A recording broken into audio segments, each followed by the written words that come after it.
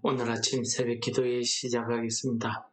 우리 찬송가 384장으로 같이 찬송하시겠습니다.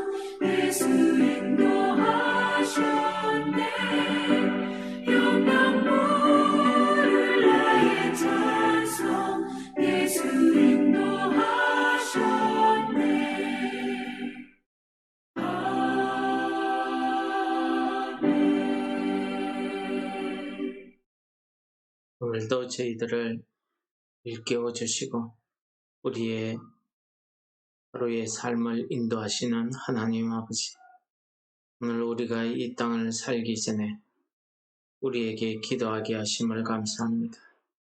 우리의 기도를 들어 응답하여 주시되 아버지의 때에 아버지의 뜻대로 이루어 주셔서 우리의 삶이 하나님 아버지의 은혜를 간증하는 삶이 되게 하여 주시고 우리에게 믿음 다하여 주셔서 하나님 아버지의 때를 기다릴 수 있는 인내를 저희들에게 허락하여 주옵소서. 예수님 이름으로 감사 기도드립니다. 아멘. 오늘은 시편 40편입니다. 1절까지 읽도록 하겠습니다.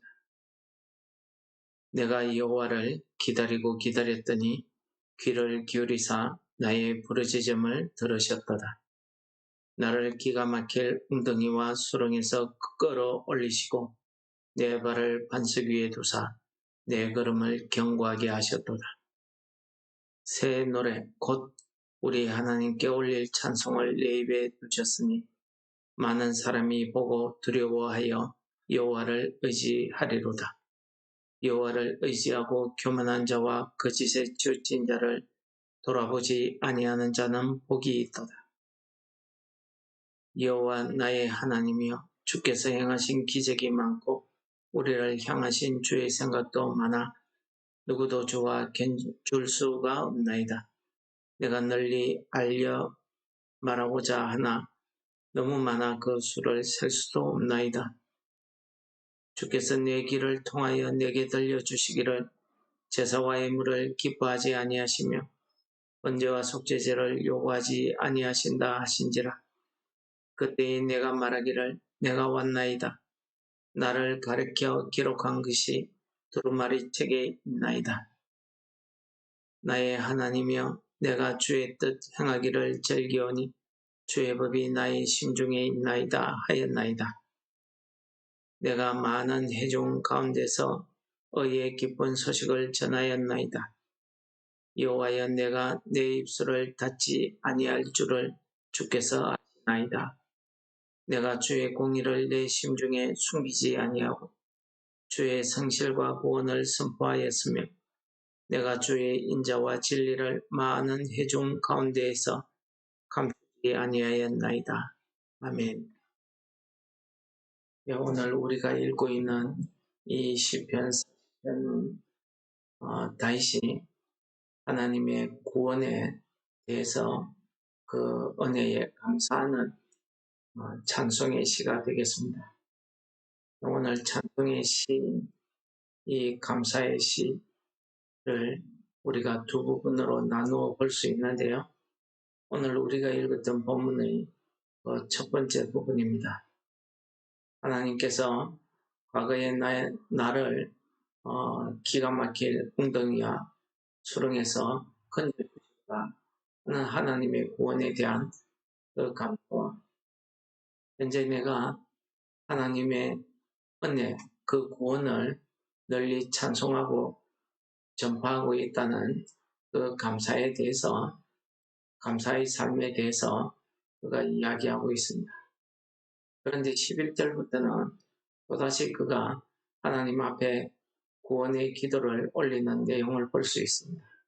이것은 아마도 앞으로 삶에 있어서 하나님께서 내가 어떤 기가 막힐 웅덩이와 수렁에 빠진다 할지라도 하나님께서 나를 구원해 주시리라 하는 그 믿음을 나타낸 그런 찬송이라 이렇게 우리가 이야기할 수가 있겠습니다.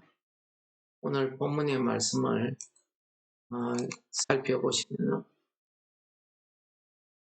다윗은 여호와 하나님을 기다리고 기다렸더니 라는 말로 오늘 본문을 시작하고 있습니다. 여기서 기다린다는 이 말의 뜻은 이브리어의 그 원어의 뜻을 살펴보니까 기대한다, 소망한다 이런 뜻이 있다고 합니다. 즉 그는 하나님께서 내 기도에 대해서 응답해 줄 것을 소망하고 기대하고 바라는 그런 마음이, 그런 믿음이 그에게 있었다고 보여집니다. 그래서 오늘 그는 찬송의 첫 마디를 내가 여호와를 기다리고 기다렸더니 라고 이렇게 찬송하고 있습니다. 그 기다린 결과가 무엇입니까? 귀를 기울이사 내 부르짖음을 들으셨다는 것입니다. 나의 기도를 들어주시다는 것입니다. 어떻게 해요? 나를 기가 막힐 웅덩이와 수렁에서 건져주시고 반석 위에 견고하게 반석 위에 서게 해주셨다는 사실을 이야기하고 있습니다. 기가 막힐 웅덩이와 수렁이라는 것은 다윗의 삶에 있어서 과거의 삶을 되돌아볼 때 그의 힘으로는 해결할 수 없는 일이었습니다. 왜 그런지도 모릅니다. 무슨 이유와 까닭으로 자신을 그렇게 죽이려고 하는지 알 수 없습니다. 이유도 모르게 억울한 마음을 가지고 여기저기 쫓겨다녀서 도망갈 곳이 없어서 자기가 죽인 골리앗이 사는 그 동네까지, 그 나라까지 도망을 가야 했던 이 다윗의 마음 말입니다. 다윗의 믿음, 그때에 하나님께서 그러한 다윗의 기도를 들어주셔서 아예 이스라엘의 왕으로 세워주셨다는 것입니다. 얼마나 든든한 바위 위에, 반석 위에 견고하게 하는 것을 우리가 깨달을 수 있습니다. 그가 아들의 반역에 의해서 쫓겨났을 때에도 마찬가지입니다. 이제는 그를 따르는 신하들도 둘로 나뉘어져서 하나는 아들 쪽으로 보고 하나는 자기를 따라오는 사람들로 구성이 되어졌습니다. 언제 왕궁으로 돌아갈지도 모르는 그런 도피 생활을 하게 되었던 것입니다. 그러나 하나님께서는 그를 다시 왕위로 복귀할 수 있도록 은혜를 베푸시고 그가 말년까지 자기가 이스라엘의 왕으로서의 삶을 살 수 있도록 해주신 그런 은혜 말입니다. 이런 은혜를 다윗은 이야기하고 있는 것입니다. 여러분, 오늘 말씀에서 이런 다윗과 같은 삶을 우리도 살다 보면은 이런 다윗과 같은 삶을 당할 때가 많이 있습니다. 물론 복이 많아서 기가 막힐 웅덩이와 수렁에 한 번도 빠져보지 못한 분들에게는 이런 감사, 이런 찬송이 흘러나올 수가 없겠지. 그러나 우리 인생이 어디 사람마다 각자 다르겠지만 정도의 차이는 있으나 자기 힘으로 해결할 수 없는 어려움에 또 고난에 역경에 빠질 때가 얼마나 많습니까? 내 힘으로 해결할 수 없기 때문에 억울하고 답답하기 때문에 그 역경과 고난을 기가 막힐 웅덩이, 수렁 이렇게 표현한 것입니다. 우리가 얼마나 억울하고 답답하면 기가 막히다 라고 이야기하겠습니까? 우리가 기가 막히다 라고 이야기할 수 있는 그런 경우들을 한번 상상해 보십시오. 가슴이 답답해서 터질 것만 해결할 방법이 없습니다. 도대체가. 그렇습니다. 저는 이 다윗이 여호와를 기다리고 기다리던 이 믿음 말입니다. 오늘 우리에게 이 때를 살아가는 우리에게 가장 필요한 믿음인 것 같습니다. 이 기다림을 통해서 우리에게 주시는 은혜는 너무나 큰 것 같습니다. 우리가 상상할 수 없는 그런 방법으로 응답해 주시더라는 사실을 그는 고백합니다. 그가 쫓겨다닐 때에 자기가 비록 사무엘에게 기름 부음을 받았지만은 언제 하나님께서 왕으로 세워주실지 또 유다 지파의 왕이 되고 나서도 7년이 더 기다려서 겨우 이스라엘의 통일 왕국의 왕이 되었습니다. 이런 오랜 시간을 견디고 인내하며 하나님 앞에 기도하고 기다린 그 믿음의 결과가 나를 반석 위에 견고히 세워주시는 이 구원의 은혜를 맛보게 되었다는 것 아니겠습니까? 우리의 그러한 구원의 은혜는 나의 입을 통해서, 나의 삶을 통해서 흘러나오는 이 찬송으로 드러나더라는 것입니다. 우리가 생각했던 그런 기가 막힐 웅덩이 수렁과 같은 그런 어려운 문제를 해결하고 나서는 우리는 그 해결한 기쁨에 그냥 넘쳐가지고 감사나 찬송도 잊어버리고 살 때가 많은데 다윗은 자신의 그 구원에 대해서 그가 하나님을 찬송할 때에 많은 사람들이 그를 보고 그의 삶을 보고 하나님을 두려워하고 여호와를 의식하는 이런 놀라운 은혜가 펼쳐지더라는 사실을, 구원이 일어나더라는 사실을 그가 고백하고 있는 것입니다.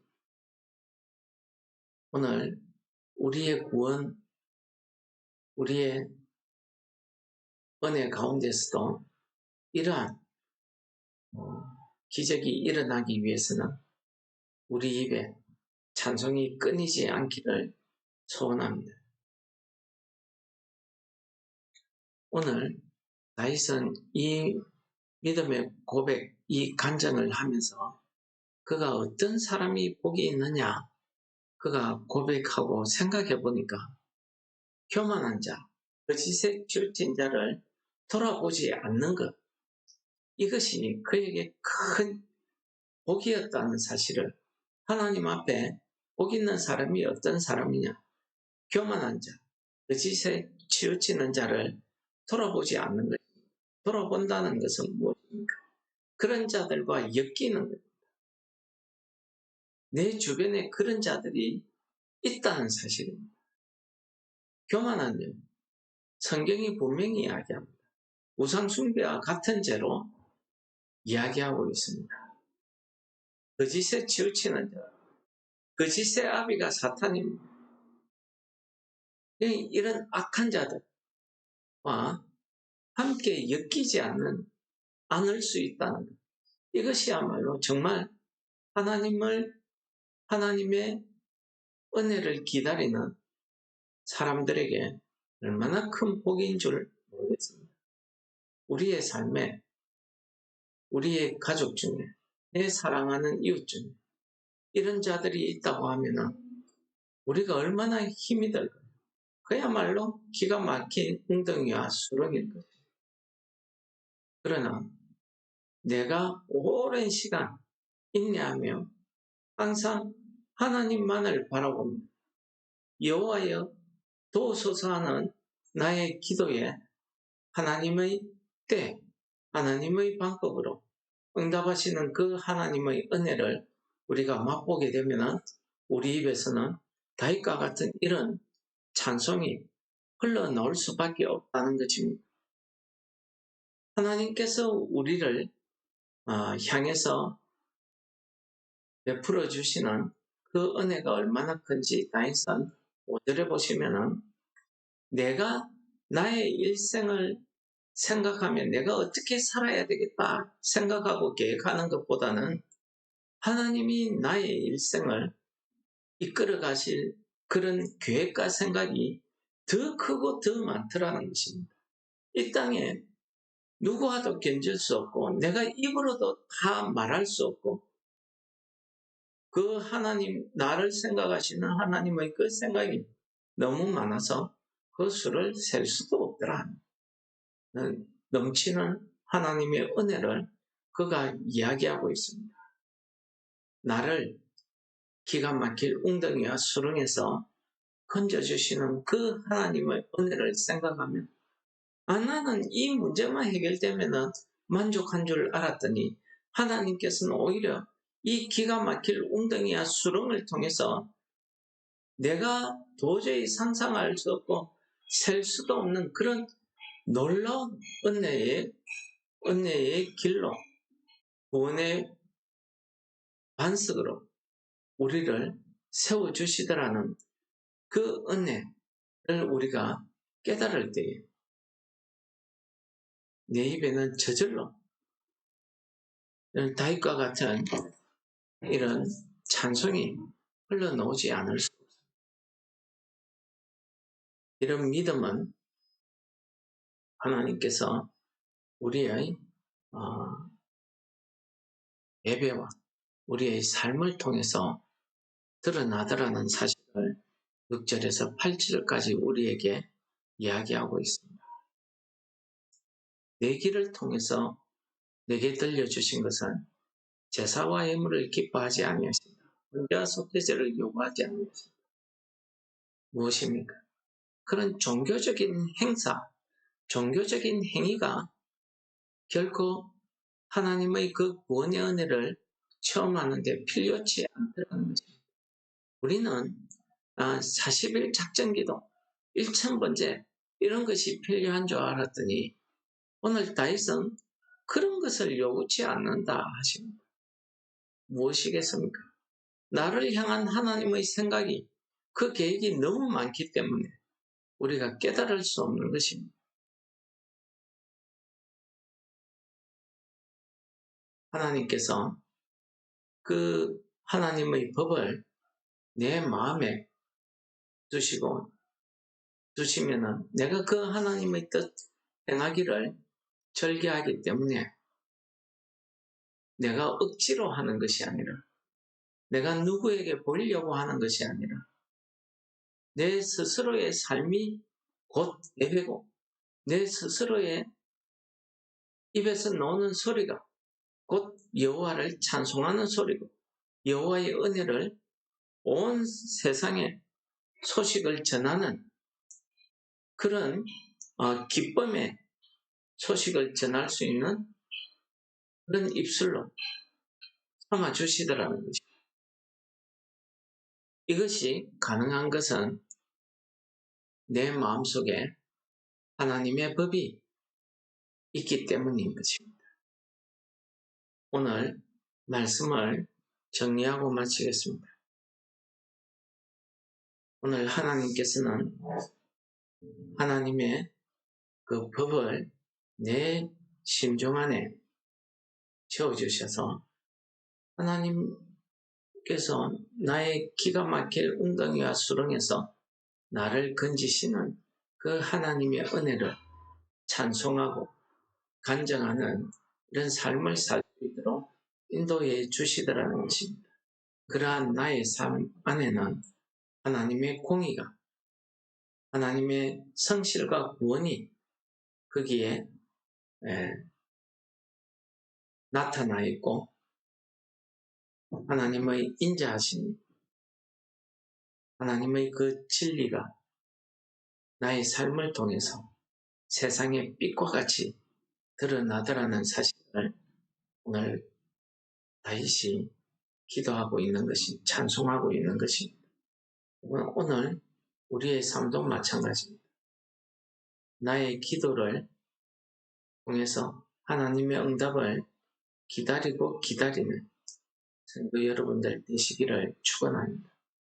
믿음의 인내가 필요하다는 사실입니다.